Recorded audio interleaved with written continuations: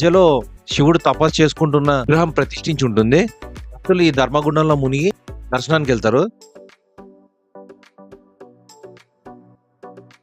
Water అయితే చాలా smell వస్తున్నాయి.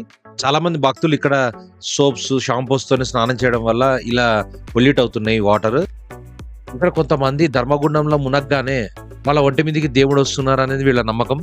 నేను కూడా కొంతమందిని చూశాను. ఇక్కడ మీరు వీడియోలో చూస్తే మీకు అర్థమవుతుంది.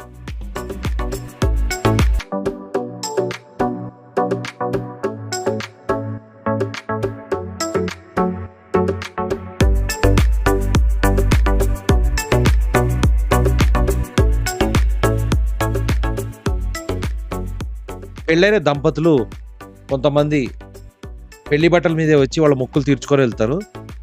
నేను మీకు గుండం ఫుల్ వ్యూ చూపిస్తున్నా చూడండి. సో ఇదే మొత్తం గుండము.